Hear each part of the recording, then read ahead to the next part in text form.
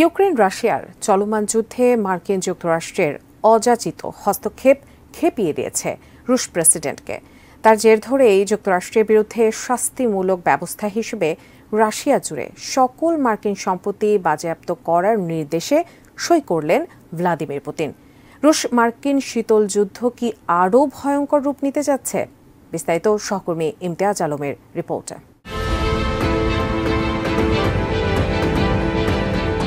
Russia জুড়ে যাবতীয় মার্কিন সম্পত্তি বাজেয়াপ্ত করা সংক্রান্ত একটি ডিক্রিতে স্বাক্ষর করেছেন রাশিয়ার প্রেসিডেন্ট ভ্লাদিমির পুতিন। বৃহস্পতিবার তিনি স্বাক্ষর করার পর সেটি আইনে পরিণত হয়েছে বলে জানিয়েছে মস্কো টাইমস।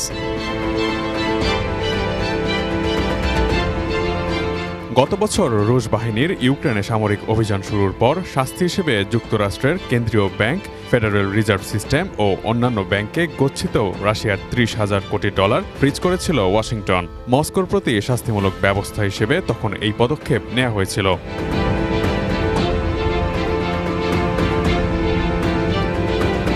সেই পদক্ষেপের জবাবে 2023 সালে একটি আইন জারি করেছিল মস্কো।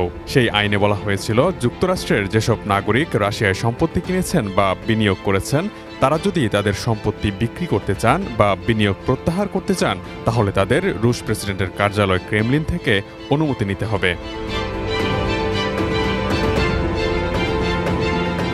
যুক্তরাষ্ট্রের প্রেসিডেন্ট জো বাইডেন এপ্রিলে ইউক্রেনে সামরিক সহায়তা বাবদ দুটি বিলে স্বাক্ষর করেন। একটি বিলে ইউক্রেনকে নতুন সামরিক সহায়তা প্যাকেজ প্রদান এবং অপর বিলে রাশিয়ার জব্দ করা সম্পত্তি থেকে সেই প্যাকেজ ক্রয়ের অর্থ সংগ্রহের উল্লেখ রয়েছে। বাইডেন বিল দুটিতে স্বাক্ষরের 1 মাস পর বৃহস্পতিবার ডিক্রিটিতে স্বাক্ষর করলেন পুতিন। রুশ রাজনীতি বিশ্লেষকদের মতে, ওয়াশিংটনের শাস্তিমূলক ব্যবস্থার যথাযথ জবাব দিতেই এই ডিক্রিটি জারি করেছে ক্রেমলিন।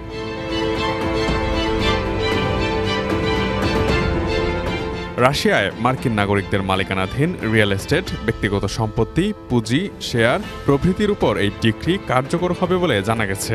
মার্কিন নাগরিকদের সম্পত্তির তালিকা তৈরিতে মস্কো এরই মধ্যে একটি উচ্চ পর্যায়ের দল গঠন করেছে বলেও জানা গেছে।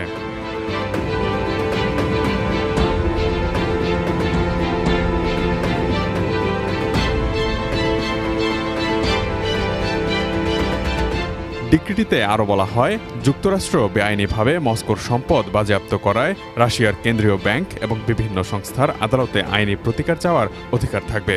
এসবের মধ্যে রাশিয়ায় থাকা যুক্তরাষ্ট্রের স্থাবর ও অস্থাবর সম্পদ, সিকিউরিটিজ, রাশিয়ান প্রতিষ্ঠানে থাকা শেয়ার এবং সম্পত্তির অধিকার রয়েছে।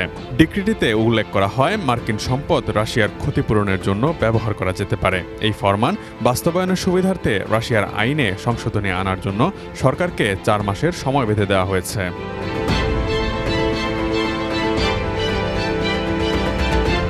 Imtiaz Alam, desk report, ATN news.